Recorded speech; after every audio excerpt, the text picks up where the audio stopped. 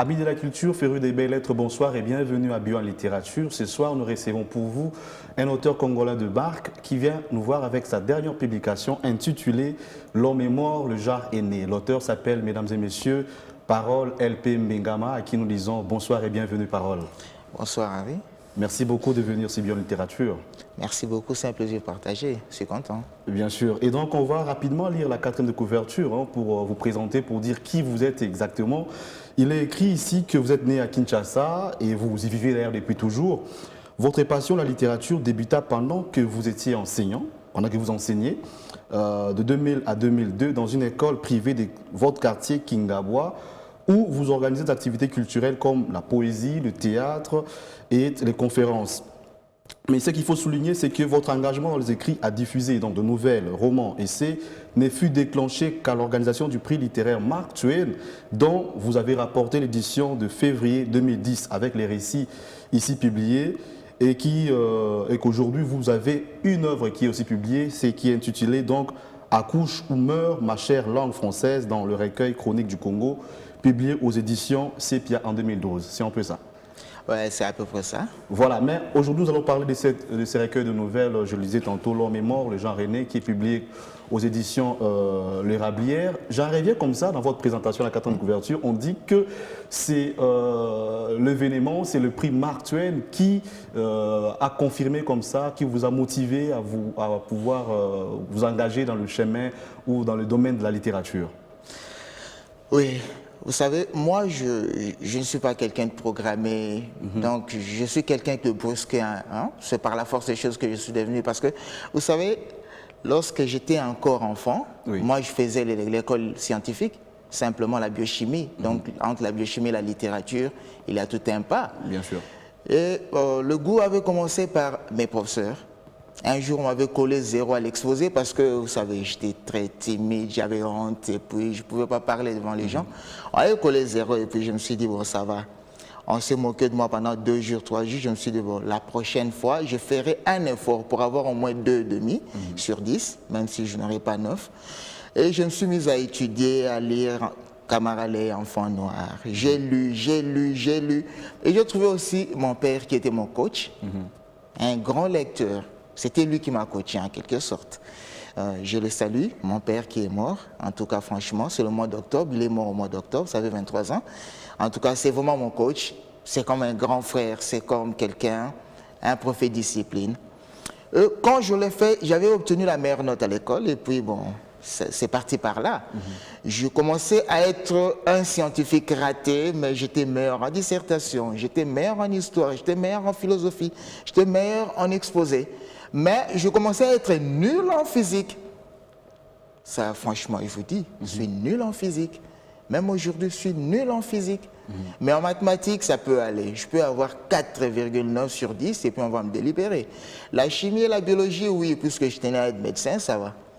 Mais quand je suis arrivé maintenant dans le domaine de l'enseignement, moi, je venais enseigner la chimie, on me dira, tu enseignes le français. Et le promoteur de mon école, c'est quelqu'un qui me connaissait très bien. Et il me dira, tu sais, tu vas organiser les activités culturelles dans notre école. Je me suis dit, bon, c'est quoi? Je vais faire des formules chimiques ou consorts. Non, tu écris des poèmes, tu écris des pièces de théâtre, tu organises les enfants et puis tu le passes. Et je me suis dit, oh, ça y est, c'est un challenge. Et je me suis dit, bon, ça va, je vais m'y mettre. Le premier poème que j'avais écrit, c'était de la pourriture pure. Et puis moi-même, je me suis moqué de ça. Mais je me suis dit, ouais, ça y est. Mais le deuxième poème, ça, c'est mieux parti. On ne sait jamais, hein, peut-être que c'était de bonne qualité. L'auteur ne sait pas se juger lui-même. Mais du moins, c'est le prix Mark Twain. Vous avez remporté le prix Mark Twain. Et ce recueil que nous avons entre nos mains, L'homme est mort, le genre est né, a été la nouvelle primée pour le mois de février. Racontez-nous un peu l'aventure, puisqu'après cet événement que vous êtes dit, ok, je me consacre. Avant cela, j'écrivais des poèmes, j'écrivais des pièces de théâtre, simplement, j'étais en cadre culturel et puis je le faisais avec les enfants. Je m'amusais simplement, je n'avais aucune prétention, je me disais ça va, je m'amuse. Parce qu'à un certain moment, moi j'ai 2 sortes d'amusement. Le premier amusement, c'est lorsque je suis avec des amis, on boit, on fume, on parle, ça c'est le premier amusement. Mais il y a l'autre amusement que je le fais seul. c'est avec un livre. Je suis en train de lire, je suis en train d'écrire, et puis je m'amusais comme ça. Dès que j'avais quitté l'enseignement, je travaillais dans une société de e-banking, en quelque sorte le banking mobile. Bon, j'avais complètement oublié la littérature, j'ai tout oublié. Je commençais à refaire ma vie, je pensais un peu à faire un peu de commerce et consort. Un jour, un ami est venu me dire, mais tu sais, c'est pas encore fini la littérature, je me suis déjà fini. Ça fait longtemps que je suis plus enseignant. Il me dira, non, il y a un prix littéraire qui est organisé par les Américains, tu peux essayer. J'ai essayé pour la première fois, j'en ai pris plein la gueule, franchement. Je suis passé à côté de la plaque et puis je me suis dit, tu sais, il ne faut pas m'envoyer là, je me ferai écrabouiller. Non. Il m'a dit, non, tu peux encore essayer. Et je me suis dit, bon, ça va. Je suis un homme aime les femmes. Si moi, je ne parle pas de moi, mais je parle de mes copains, je parle de mes copines, je parle de tout. Je vais mettre l'homme et la femme ensemble. Je vais essayer de le décortiquer, de voir qui est fort dans quel domaine, qui est faible dans quel domaine. Et lorsque je l'ai écrit, je l'ai soumis et puis bon, ça va, c'est bien parti. C'était très bien parti et donc c'est beaucoup de félicitations. Bravo l'artiste. Mais moi aussi, je te félicite. Toi, tu sais, toi, tu l'as gagné avant moi. Ça, c'est une autre histoire. Bravo oui. l'artiste. L'homme est mort, le genre est né. Nous l'avons aujourd'hui entre nos mains, publié aux éditions L'Érablière. Il y a un récit qui a été primé, mais ce que nous avons ici, c'est l'œuvre publiée. L'œuvre publiée, pour le titre phare ici publié, et comme ça, vous avez pu le séparer en 4 chapitres, on va dire. Premièrement, c'est la rencontre, puis c'est le récit primé, et ensuite vient le débat. Mais la rencontre, c'est la rencontre entre l'auteur, disons les personnages principaux qui s'appellent Parole, et son vieux du quartier, un certain Mopanga Boyokani. Mais je vais comme ça rapidement vous taquiner un peu, puisque de vous-même vous racontez lors de cette rencontre, quand Mopanga découvre que vous avez gagné le prix Martuel, voilà ce qu'il vous pose comme question. On est à la page 18. On va rester un peu comme ça sur ces prix-là. Il dit, on t'avait donc filé des pognons. Et donc, le personnage Parole répond, exact, $500. Waouh, $500, $600. Qu'est-ce que tu en as fait? Et là, c'est Parole qui répond et dit, j'en ai fumé des clopes, pris quelques bières, mangé quelques plats, acheté quelques fringues et des livres, payé quelques dettes, etc. Je me dis, mais ça c'est la vie d'un écrivain. Tu as parlé de ça, mon Dieu? C'est ça le Parole, c'est clair. Ah bon? Bon. Oui, tu sais, Mopanga Boyokani, c'est quoi? Je vais bien préciser. La personne qui s'appelle Mopanga Boyokani n'existe pas, mais le prototype existe. D'accord. Donc, ce sont nos vieux du quartier, très costauds. Lorsque vous le voyez, vous dites, oh, ça va, mon air a sonné, je vais me faire écrabouiller, je suis mort. Mais ils sont des vieux cool, qui aiment le petit, qui leur prodiguent des conseils, qui s'amusent aussi. Oui. On m'a donné $500. Je suis revenu à la maison, je me suis dit, bon, qu'est-ce que je vais faire avec? La première des choses à faire, j'aimerais être sincère avec toi. Je fumais une clope. Et la deuxième, je pris une bière. La troisième, je suis parent. Je me suis occupé de 2 petits trucs, qu'on sort, ça va. Mais crois-moi, je n'ai pas fait de bêtises avec ça. Si fumer une clope, c'est une bêtise, ça va. On peut le compter parmi les bêtises. Mais prendre une bière, c'est une bêtise, on peut le compter. Mais je pense que tu comprends. Vous abordez un thème qui est un thème aussi grave, le genre, le gender comme on le dit aujourd'hui, c'est ça le thème principal de cette nouvelle. Et donc la rencontre c'est lorsque vous rencontrez ces Mopanga Boyokani. Mais le récit primé c'est l'histoire d'un Simplice Onou et de Dibel. Et donc le 2, c'est 2 jeunes gens qui ont commencé leur aventure tout jeunes. Ils se sont émis encore adolescents, déjà à la récré. Voilà. Vous savez, Simplice avait 16 ans, Dibel avait 14 ans. D'accord. Ils étudiaient dans une même école. Et à la récré, Simplice faisait, tu sais, les avances, tu prends ça, donne des petits cadeaux, la fille balance, et par après, vous savez, une fille qui te dit non 3 fois, peut-être elle a déjà dit oui, mais elle veut que vous lui demandiez pour la 4e fois pour dire oui. Après, bon, ça va, c'est parti, ils ont commencé à vivre. Et par après, le papa de Simplice avait un peu d'argent, il est mort, la maman aussi est morte, et puis Simplice avait hérité d'une parcelle, de quelques parcelles, puisque Dibel n'avait pas beaucoup d'argent. Et Simplice, un bon homme qui se respecte, faisait des dépenses pour sa copine. Et Dibel aussi, une bonne femme qui se respecte, lui faisait aussi des scènes. Et c'est un peu comme ça. Mais le problème, c'est quoi? Le problème, c'est pour dire, puisque à la fin, On va voir que Simplice est devenu le chauffeur de Dibel. Donc Oui, Dibel puisque est devenu chef. Il faut qu'on Donc, puisse revenir un peu sur l'histoire. oui. C'est que Simplice, à un moment, ils sont jeunes. Ah, oui. Il aide sa dulcinée, sa Ouais, fiancée. bien entendu. Mais il arrive un moment que la fiancée qui lui aidée arrive à trouver un emploi avant le fiancé. Bien entendu. Et donc, il va même financer le mariage. Ah, oui. Et donc, c'est finalement... Non, c'est ça, non. C'est pas le fiancé, c'est le fiancé a vendu sa parcelle pour financer le mariage. Voilà. Mais la fille a pris soin de tout le reste. Hein. Oui, et quand La il se bouffe retrouve et dans le consort. mariage, Ah, c'est oui. la femme qui devient... Maintenant, qui prend soin de l'homme. Voilà, et qui commence à dominer un peu sur l'homme. Et du coup, les débats du genre, Oui, M. Parole. bien entendu. Allons-y un peu, parlons-en. Ah, à propos du genre, vous savez, moi, je dirais ceci. Hein. La femme a été vraiment martyrisée. Essayons d'entrer en profondeur. Richard, est-ce que tu peux te rendre compte que si tu as 13 enfants, tu vas léguer l'héritage à combien de personnes? Tu vas léguer l'héritage à 13 personnes. Jacob, le patriarche Jacob, 13 enfants, 12 garçons et une fille, il n'y a que les 12 tribus d'Israël. Dina, où est la tribu de Dina? Ah, je ne sais même pas. On l'a carrément rayé de la liste, parce que c'est une femme. Jésus, le Seigneur, il arrive au monde. Sa maman est là. La personne qui lui a fait faire le premier miracle, c'est sa maman. Marie-Madeleine était là. On dit qu'elle était très proche de Marie-Madeleine. Et les sœurs de Lazare aussi étaient là. Jésus était admiré par les femmes. Jésus était accompagné par des femmes. Même sous sa croix ou sous son poteau, parce que, hein, bon, ça, j'entre pas dans ce débat, il y avait des femmes. Mais lorsqu'il fallait choisir les 12 apôtres, il n'y a que des hommes. Franchement. Vous connaissez la présidente des États-Unis? Tout ça, vous en parlez dans ce livre. Ah oui, donc vous savez, la femme a été vraiment martyrisée, franchement, après tout. Comment se fait-il que dans nos coutumes, papa dit cette viande c'est pour papa et maman ne mange pas. Mais s'il y a une nourriture qui peut tuer le papa, qui peut tuer la femme, ça peut aussi tuer l'homme.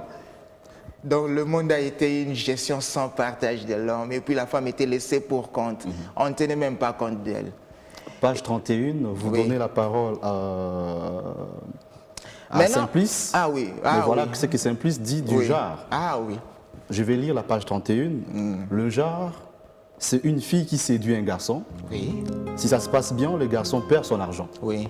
Si ça finit mal, il perd sa liberté. Oui. La fille a tout gagné. Oui. 2 points. D'abord un cœur comblé. Bien entendu. Ensuite, des poches pleines. Ah oui. C'est juste une histoire de femme géante qui bouffe les repas de l'homme, nain et muet, tout en lui induisant la soupe aux lèvres. Les frappe par la suite et se met elle-même à pleurer, l'accusant d'avoir tout mangé. Les justiciers ne voient pas la supercherie, mais punissent l'infortuné sans voix. Ouais, lorsque vous connaissez 10 couples, de copains, de copines, 10, c'est peut-être dans 2 couples où la fille peut donner de l'argent à l'homme. Dans 8, c'est toujours l'homme qui donne de l'argent à la fille. Ça, c'est normal. Le genre, c'est ça. C'est aussi une partie du genre. Hein. C'est une fille qui séduit un garçon. Et si ça se passe bien, il paye des mèches, de la lotion, du téléphone, tout, ça se passe bien. Ouais, il avait $100 en poche, et lorsqu'il sort, il revient, il n'a plus rien. Ça s'est bien passé. Mais si ça se passe mal, non, tu sais, ces derniers temps, je ne vois plus, tu vois, tu n'es plus tranquille. Hein? Même à l'école, tu ne peux même pas aller. Et parfois, lorsque la fille te fait un peu de scène, parfois tu perds de concentration, tu n'arrives plus à travailler, tu n'arrives pas à bien étudier. Donc lorsque ça se passe bien, tu perds tes pognons, tu perds ton argent. Tu ne perds pas, tu lui donnes après tout, tu dépenses pour ta chérie, bien entendu. Mais lorsque ça finit très mal et que la fille te fait des scènes et que tu n'es pas vraiment aimé comme tu voulais, mais tu es plus libre. Quelqu'un qui a des soucis, c'est une personne qui n'est plus libre. J'aimerais savoir un peu, Parole. Ouais. En fait, la motivation primaire quand vous avez voulu écrire cette nouvelle, c'est que vous êtes déjà mis dans la tête ou à l'esprit qu'il fallait que je puisse aborder le thème d'une gender qui, je ne sais pas si ça vous dérangeait, ou du coup, c'est en écrivant, vous êtes dit, bon, ça va, je vais tenter un peu ces coups-ci. C'était comment en fait? Racontez un peu la genèse, juste de l'histoire, la genèse, c'était quoi? Dites-vous que le gender ne m'a jamais dérangé. Richard, est-ce qu'un homme peut vivre sans femme? Même Jésus qui n'était pas marié, mais il se sentait bien en compagnie des femmes. Moi, je dirais pas le contraire. Franchement, si dans le monde, il n'y avait que des hommes, je me suiciderais. Franchement, qu'est-ce que je resterais? Suivre la télé? Non. J'ai besoin de regarder la fille. J'ai besoin de voir la fille vivre heureuse. Ça, c'est tout à fait normal. On comprend que vous êtes dans un Donc, combat féministe. c'est la raison pour laquelle je dis non, féministe pur et dur, non. Moi, je suis dans l'équilibre. Donc, je n'aime pas voir les filles souffrir parce que j'ai une fille. Mon premier enfant est une fille. J'ai été enfanté par une maman. Je grandis avec des sœurs. Bien entendu, je ne peux pas aimer voir les filles souffrir. Mais d'un côté, je vois qu'il y a des filles qui en font un peu trop. Essayez un peu de vous rendre compte. Tu demandes de l'argent à ton mec, et le mec n'a pas d'argent, il dit, bon, ça va, tu peux patienter, mais tu dis, bon, tu vas le faire. Si tu ne le fais pas, je dirais à tout le monde qu'il me dérange, voilà, machin. Bon. Tu vois ce que ça fait? Je trouve qu'il y en a un peu trop. On donne des libertés aux filles, bien entendu. Il faut que les filles étudient, il faut que les filles travaillent. Mais il ne faut pas que les filles commencent à prendre les hommes comme étant des adversaires. Parce que là, ça ne marche pas. L'homme n'est pas l'adversaire de la femme n'est pas l'adversaire de l'homme. Donc, tous les deux doivent composer ensemble. C'est la raison pour laquelle je me suis dit, oh, ça y est, célébrons d'abord le genre, mais fixons les limites à ne pas dépasser. Et au-dessus de tout ça, c'est l'homme est mort finalement. Oui, l'homme est mort, c'est quoi? Cette hégémonie masculine qui faisait que, tu vois, tu es l'oncle, vous êtes dans le matriarcat, au lieu que ce soit la maman qui dirige, toi tu prends tout le pouvoir, tu gères à sa place, c'est pas intéressant. Lorsqu'on dit nous vivons le patriarcat et nous vivons le matriarcat, donc cela veut dire que c'est la maman qui dirige dans le matriarcat et c'est le papa qui dirige dans le patriarcat. Mais lorsqu'il s'agissait du matriarcat, au lieu que la maman dirige, c'était l'homme, c'était l'oncle. Et partout, ce monde-là qui a été géré par l'homme, la femme était comptée parmi les objets, c'est pas intéressant. Et ce pouvoir-là est fini. Donc l'homme qui domine seul est mort. Mais aujourd'hui, le genre, c'est quoi? C'est juste l'équilibre entre l'homme et la femme. Donc il ne s'agit pas de quelqu'un qui disparaît pour que l'autre apparaisse, mais il s'agit de deux qui composent ensemble. C'est ça le genre. Mais tu ne trouves pas que lorsque, par exemple, la fille d'Ibel vient aborder la question du genre et que elle cherche un peu à prendre beaucoup plus du dessus sur l'homme, parce que quand on lit la 40e page, lorsqu'elle doit répondre à son mari, elle dit ceci, t'es amusant, Simplo, c'est comme ça qu'il appelle Simplice. Ouais, c'est son petit nom. T'es amusant, Simplo. La famille porte le nom de son nourricier. L'homme qui entretient sa femme est appelé mari, mais celui nourri par sa femme s'appelle Mario. Comme toi, c'est naturel de porter mon nom car je fais tout pour toi. Je préfère m'arrêter à ce niveau-là. Est-ce que vous ne voyez pas que le gender, finalement, lorsqu'on se bat un peu pour la cause féminine, et finalement la femme qui prend le dessus, du coup, c'est pas l'équilibre dont vous parlez. Non, je m'aurais posé une question, ensuite je vais revenir. La femme de Richard Ali, on va l'appeler comment? Madame Ali ou, bon, je donne un exemple, hein. En tout cas, Madame, vous savez, c'est pas vrai, hein. J'imagine simplement, ça peut te créer des problèmes. Hein. Si elle s'appelle peut-être Laetitia, est-ce qu'on va t'appeler Monsieur Laetitia ou on va l'appeler elle, Madame Ali? Donc vous voyez que c'est toujours l'hégémonie masculine. Mais c'est un peu important. Vous savez, la femme nourrit la maison, mais c'est l'homme qui donne son nom aux enfants. Et la femme trouvait que non, c'est trop après tout. Tu n'es pas mon mari, tu es mon mari parce que c'est moi qui m'occupe de toi. Donc d'un côté, elle avait aussi raison de revendiquer, mais il faut comprendre que la famille est structurée. Pour que la famille marche, il faut qu'il y ait une personne comme chef. Et dans la famille, lorsque la famille marche bien, c'est le papa qui dirige, parce que c'est lui qui porte tout le poids de la famille. La maman n'est pas l'esclave, elle est la conseillère numéro 1. Je pourrais dire c'est peut-être la première ministre de la maison. Mais c'est papa qui gère, c'est papa qui dirige. La loi congolaise le dit, la Bible le dit, le Coran le dit, toutes les lois du monde, on donne le pouvoir, la conduite familiale au papa. Et il est important que la maman aussi ne soit pas l'esclave, mais accompagne le papa pour le bonheur de la famille. Merci beaucoup, Parole. Évidemment, c'est vous l'auteur de l'œuvre, c'est vous qui avez une idée sur tout ça, sur le genre, et vous avez une opinion aussi à défendre. J'aimerais bien, bon, parlant de votre vie en tant qu'écrivain, vous aviez bien sûr eu aussi d'écrivains qui vous ont, je dirais, poussé, qui vous ont inspiré. Vous avez plus parlé de votre père qui fut votre coach, mais du moins, il y a-t-il des auteurs qui vous ont inspiré par rapport à votre style d'écriture qui, je rappelle ici, est très intéressant, très intriguant, et on ne sait pas lâcher ce livre hein, dès qu'on l'a entre ses mains. Vous savez, un écrivain, c'est quoi? C'est comme quelqu'un qui consomme du sucre. Mais ce sucre sera transformé par l'insuline pour donner le sucre organique utile à l'organisme. Donc cela veut dire que je peux copier quelqu'un, mais je finirai par produire mon style à moi. Évidemment.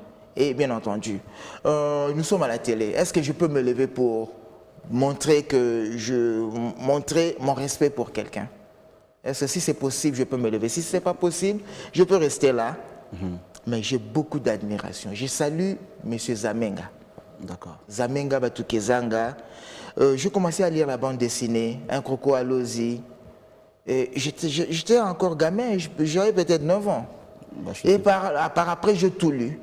Mais à part Zamenga, j'ai lu aussi Le Cauchemardesque de Tabou. Après tout, il faut quand même le dire. J'ai lu aussi L'Épine de Bekato. De Dominique Pundou. Le Cauchemardesque de Tabou, c'est de Richard Ali. J'ai lu beaucoup d'écrivains. J'ai lu aussi Freddy. Vous écoutez la radio mondiale. J'ai lu, au niveau de l'Afrique, je crois que le meilleur pour moi, c'est Kamara Lay. D'accord. Qu'on le dise ou pas. Merci beaucoup, Parole. On va peut-être vous donner l'occasion de nous indiquer comment vous contacter pour se procurer l'ouvrage. Est-il déjà en vente ici à Kinshasa? Comment on peut faire pour se procurer donc de l'ouvrage? Oui, la vente est d'abord en ligne. Oui. Premièrement, www.amazon.com. Ça, c'est la vente en ligne. Dès que vous allez, vous commandez en ligne. Bon, en ce qui concerne les exemplaires ici, il y a 2 adresses qu'il faudra avoir. Premièrement, il faut aller au cabinet de M. Magloire qui est à Lupin. Et puis appeler au numéro 09 97 00 98 21. 09 97 00 98 21. Merci beaucoup. Je pense bien que les téléspectateurs ont pu saisir. Bon, pour ceux qui n'ont pas pu saisir le numéro ici communiqué, ils ont toute l'occasion de pouvoir prendre le contact affiché au bas de l'écran, le contact pour l'émission Bio Littérature, et nous le mettrons donc en relation ou en contact avec l'auteur que nous avons reçu sur ce plateau. Donc, mesdames et messieurs, nous vous rappelons que nous avons reçu sur ce plateau ce soir Monsieur Parole Mbengama, auteur de L'Homme est mort, le genre aîné, qui est un recueil de nouvelles publié aux éditions L'Érablière. Le recueil en question contient 2 nouvelles.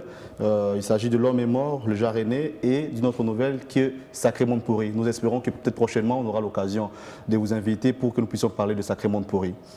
Bien entendu, je suis d'accord, je suis disposé. En tout cas, c'était un grand plaisir de vous avoir sur ce plateau. Ça n'est donc fini, mesdames et messieurs.